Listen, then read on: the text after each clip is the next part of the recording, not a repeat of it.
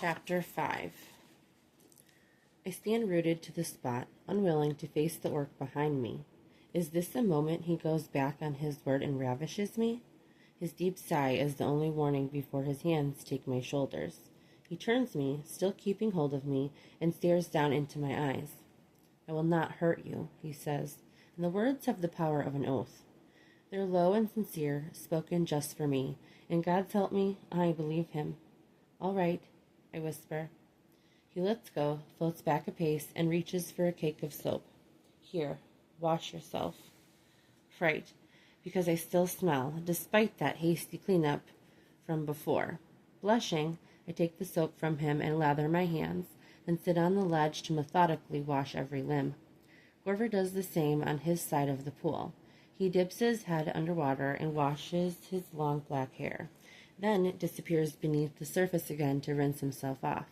In the low candlelight, his body turns into a sculpted work of art, water sluicing down his powerful arms.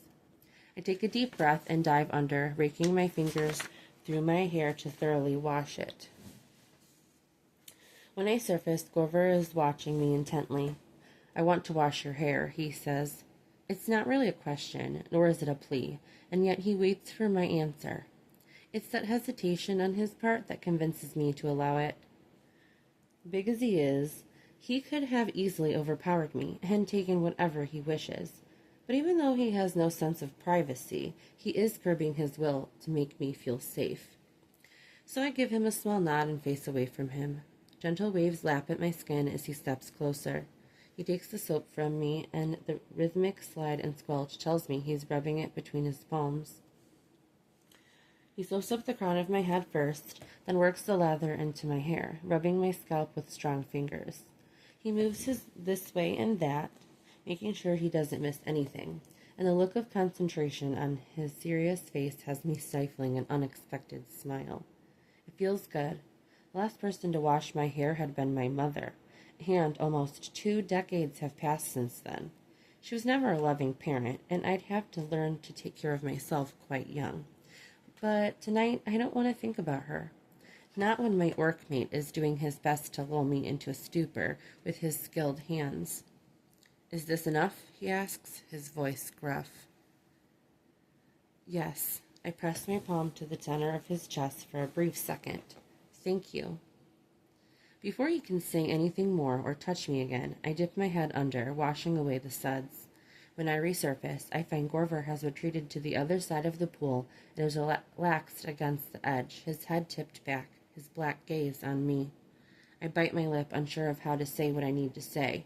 Then I decide to go for the truth, because orcs don't seem to be scandalized about anything. "I want you to turn around," I say, raising my chin a little. "I need to wash my private parts." The king smirks at me. "No." "What do you mean, no?" I splutter. "No." He moves one hand from where it was leaning on the edge of the pool and dips in the water. I can't see exactly what he's doing, but given what I just said to him, I can definitely imagine. "Oh, gods, will you stop?" I slap a hand over my eyes and retreat until the ledge pokes me in the back of my thighs. Then I peer through my fingers. "You can't do that." He gives me a lazy, heated grin. "Why not?" With his hair slicked back and his posture so relaxed, he's the image of sin. And his arm is still moving in sinuous, slow jerks. Just how thoroughly is he washing that thing? "Wash yourself, Dawn," he purrs. I don't mind. I sink to my neck again and keep my suspicious gaze on him. If he so much as breathes in my direction, I'll poke him in the eye, which is silly, considering that he was so very close earlier when he washed my hair. But with this orc, I seem to oscillate from one extreme to the other, wanting him close one moment and hating the thought of his touch the next. Slowly, careful not to disturb the water, I reach between my legs and give myself a tentative stroke. "It's just washing. You've done it 1,000 times before." But it's not. Not when Gorver stills on his side of the pool, every ounce of his attention trained on me. I attempt another swipe, and he groans softly, his shoulders bunching with tension. How does it feel? He asks in a low voice. What? Still with my hand on my belly, confusion coursing through me. He leans forward, though he doesn't leave his spot. How does it feel when you tease yourself? I push my damp hair away from my face, unsure of what he's talking about. Tease myself? The king narrows his eyes at me. Are you a virgin? No, I reply truthfully. I'd sold that privilege to a rich merchant's son when he and his father had stayed at the inn where I'd worked. The last winter had been bitter and long, and my wages from sweeping the rooms, emptying chamber pots, and washing bed linens were barely enough to keep me fed. I'd wanted a new cloak and a pair of good leather boots lined with wool, so I'd bargained with the young fool and won enough money to buy a scarf and mittens, too. I didn't care about being intact for my future husband, because I'd had no intention of marrying anyone. I only got whatever I could in exchange for it. Now I worry for the first time that this orc might have expected his bride to be innocent on what has become our wedding night for all intents and purposes. But Gorver gives me a satisfied nod. Good. So what did the men you slept with do to make you ready for them? I clear my throat. There was just the one man, and he hiked up my skirts and, well, I motioned with my hand to indicate that he'd wedged himself between my legs and rutted there for a short period of time before collapsing with a grunt. I'd felt some discomfort, a pinching pain, but it hadn't been too horrible. My whispered conversations with the other maids have taught me that my experience was much the norm. Sexual relations are an unpleasant but sometimes necessary burden, and as long as we drink our special teas and don't get pregnant, it isn't much to talk about. Gorver drags his palm over his face. No wonder you don't want me to touch you. I raise my eyebrows at him. He leans against the edge but keeps his burning gaze on me. Human men keep their women ignorant and unsatisfied, and yet you tell stories about how backward orcs are? I scoot back on the underwater ledge, wondering where he's going with this. Maybe. I will not touch you until you beg me to, he rumbles.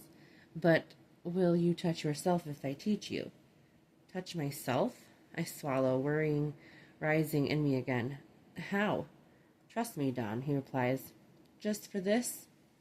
I nod, unsure of what he's talking about, because I do trust him. A warm sensation has sprouted up in my chest, something new and unexpected. Every promise this orc has made me, he has kept, which is more than I can say for most humans I've met in my life, male or female. Good, Gorver says. Now bring your hand back between your legs. Shivering despite the warm water, I obey his order. I keep my gaze on him, tracking his movements to see where this is going. If you slip your fingers between your lower lips, you will feel how slick you are there, he continues. I do as he says, trailing my middle finger through my most intimate place. Just like that, he growls. I gasp as realization hits me. You can see what I'm doing? His grin is broad and unrepentant.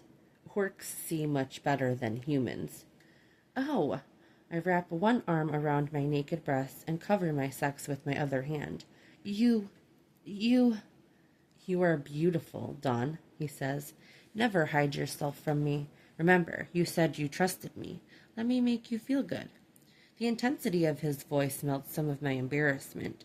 He sounded so earnest about this. I'm getting more and more curious about what he could mean. What do I do now? I ask, and my words come out soft, inquisitive.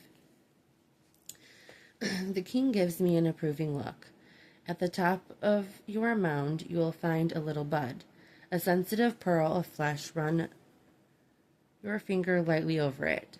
I bite my lip as I follow his instructions. The expressions he's using are crude, but I don't mind. This is my body, and exploring it feels nice. And there, right where he said it would be, is a small, tight pearl, as he called it. I circle it with my fingertip, and a shudder runs through my limbs. Oh, perfect, he murmurs. Now, stay there, and do with it what feels good. Maybe you'll want to press down, or flick it, or rub over it. Try now. The low timbre of his voice is almost hypnotic, and I do as he says, until I find the right amount of pressure, the right rhythm. My legs part on their own, and a new delicious warmth spreads from my core. Keep doing that, he says. The pleasure will build. It's building, I gasp. I like it, Gorver. Another tremor shakes me, and I close my eyes, letting my head fall back on the edge of the pool. Open your eyes, little mate. The king's voice sounds closer. I glance up to find him standing in the middle of the pool, almost close enough to touch.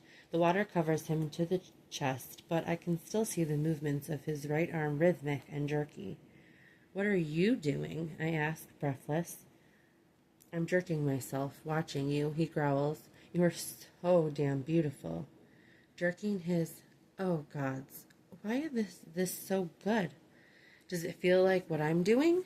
I force myself to keep my eyes open, not wanting to miss even a second of this. He hisses a breath through his teeth. I want to sink myself into you. You'd take me so well, Dawn, all of me, but not tonight, because you need to do this for yourself. The pressure inside me rises, and I thrash my head from side to side, wanting something I can't name, can't reach. Gorver, I frown at him, desperate. I don't know what I need. Shh, he says, slowing the movements of his hand. Take your other hand between your legs and push a finger into yourself. Into it? My voice hitches over those words. But, trust me, he urges, forcing the command out through his teeth. Do it now. Trembling with anticipation, I slowly slide my middle finger through myself. The intrusion feels strange for a moment, but not unpleasant. Nothing like the time when that boy did it. I'm slick and hot and so sensitive. Gorver says, now hook your finger forward. I frown in concentration. It's hard keeping up with my other hand and doing this as well. I'm about to tell him that, but at that moment, I touch some hidden spot inside me that has every muscle in my body locking up. I open my mouth on a silent moan, and when I repeat the movement, my vision tunnels from pleasure until Gorver is all I see.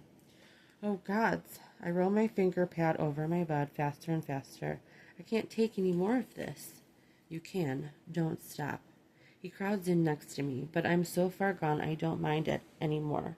He runs his nose over my temple and drags in a breath. The deep growl that reverberates through the room loosens something inside me. Gorver jerks quicken, his harsh breathing heating my skin. Then a bright ball of pleasure bursts in my core, and I cry out in shock and delight. I squeeze around my finger, and another flick over the pearl sends me flying. It's the most exquisite feeling I've ever experienced, and I have nothing to compare it with. I rock my hips over and over, prolonging it as much as I can because I don't want to let it go. Next to me, Gorver snarls and hunches his shoulders, his big body shaking. If his finish was anything like mine, I'm surprised he's still standing. Suddenly, I'm curious to see him do this out of the water, where I could witness what goes into making this hard, serious man lose his composure. The king hums softly and draws me into his arms. My body feels loose and heavy, with sparks of pleasure still dancing through my veins. The warm slide of his skin against mine is incredible, so I wind my arms around Gorver's neck and let him lift me from the water.